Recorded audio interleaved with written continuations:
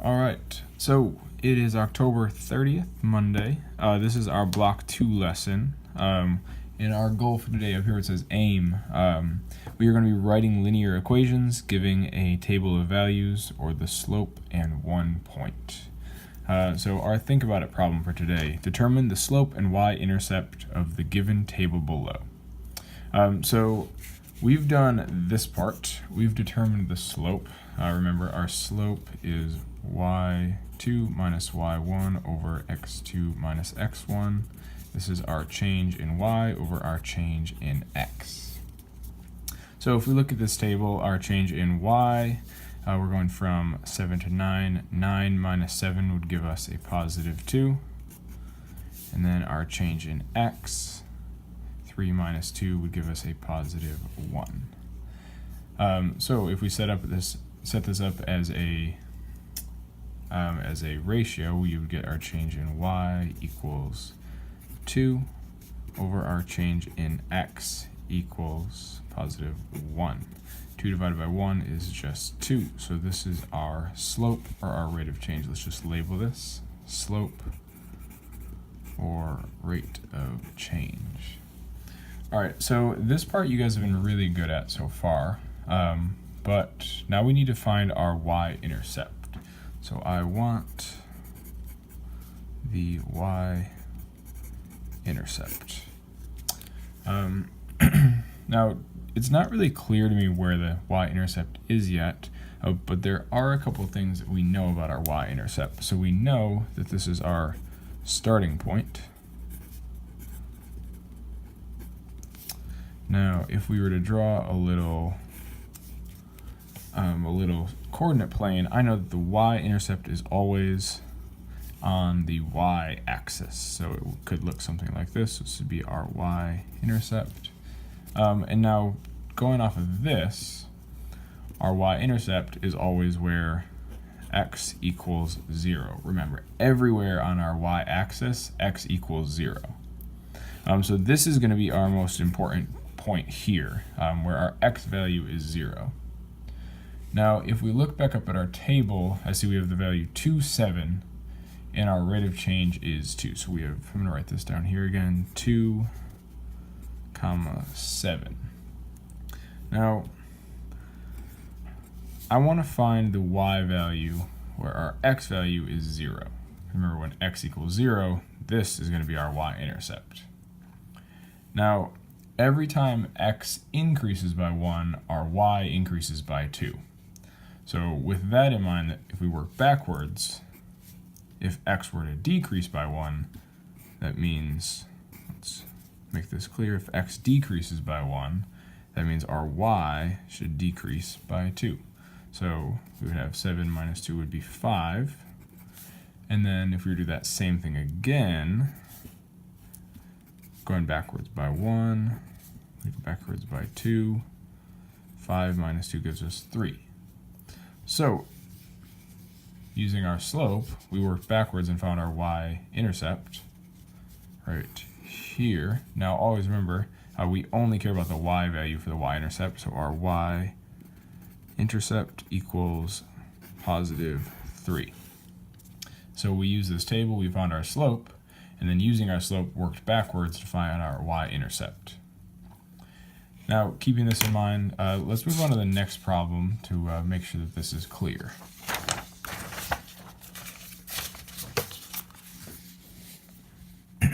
So for our introduction or interaction with new material, we have a little word problem that we're going to be working with here. So number 1, Miss Arth is measuring the height of new trees in her yard. Every 2 days, she goes outside to check the trees to measure their height. So we're going to think about a number of days and height. So I'm going to make a little note up here. We have days, and we have height. Days are going to be our x, height is going to be our y. Now on the second day, the height was 30 centimeters. On the fourth day, the height was recorded at 36 centimeters. And on the 6th and 8th days, the height was recorded at 42 and 48 centimeters. Now, if we were to take out the important information here, I saw on the second day, the height was 30 centimeters. On the fourth day, the height was 36 centimeters. Then we had 6 and 8, and those were 42 and 48. Okay, so we want to create a table, which we've kind of already done here, that models the situation to determine the height of the trees on the 11th day. There's a little typo here. It says water, but this should be our height of our trees on the 11th day. Now, if we look at this and we were to make a little table, we have our X, this is our days, Y is our height. Okay, so let's find the rate of change. Let's see how quickly these trees are growing. So we want our change in Y over our change in X. If we were to find our change in Y going from 30 to 36, 36 minus 30 equals 6, or positive 6. So our change in Y is positive 6. Our change in X took us 2 days. We have 4 minus 2 is a positive 2. So if we set this up as our ratio, our change in Y is a positive 6. Our change in X is a positive 2. 6 divided by 2 gives us 3. Let's see, our trees are being measured in centimeters, so this would be 3 centimeters per day. So we went through that a little bit quick just because you guys have been doing a really good job finding slope. I know that, if we made a table, everyone could find their change in Y over change in X and get 3 centimeters per day. Now, this is good, but we're not quite there. I don't know, how tall were the trees when she planted them. And we also, this is what we want to know, how tall are they going to be on the 11th day? So I want to figure out first how tall they were when we started. So if on day 2 they are 30 centimeters, I want to know how tall they were on day 0. This is our starting point, or our Y-intercept. So my X value is going to be decreasing by 2.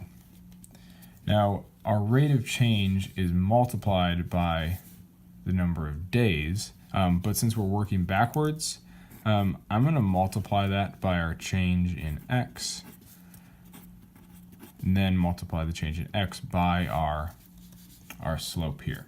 Now, the reason I did this is because if I were to go back 1 day, we'd be decreasing by 3. But if we were to go back 2 days, I can multiply -2 by 3 to get -6. So our change in our Y is going to be -6. So if we're decreasing by 6, we can do 30 minus 6 to get 24. So 24 is the value we had on the first day. So we're going to start at 0, 24. So far we found our rate of change, or our slope, is 3 centimeters per day. Our starting height is 24 centimeters. Make sure we get the units there. And now I want to know the height on the 11th day.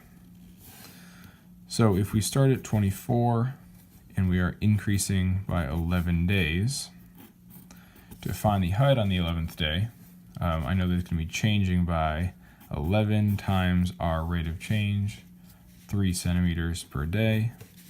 And now 11 times 3 gives me a positive 33. So this is the amount that it will grow over the course of the 11 days. But I also need to remember we had this starting value of 24 centimeters. So the height on the 11th day is going to be equal to the starting value, 24, plus the amount that it grew, 33.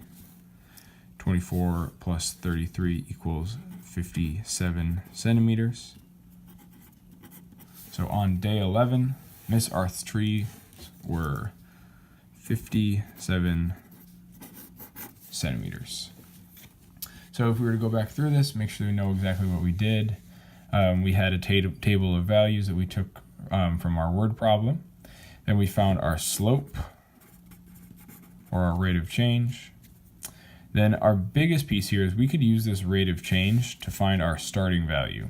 So we found that if we were going 3 centimeters per day, and on day 2 the trees were 30 centimeters, we'd go backwards, decrease by 6, to find that on day 0, or our starting point, the trees were 24 centimeters. So let's label this our Y-intercept. And then we can really work from anywhere because I have our starting value. I know that they are increasing by 3 centimeters per day. So no matter what day we want to know the height of the trees, we multiply our rate of change by the number of days, and then make sure we add this 24 that we started at.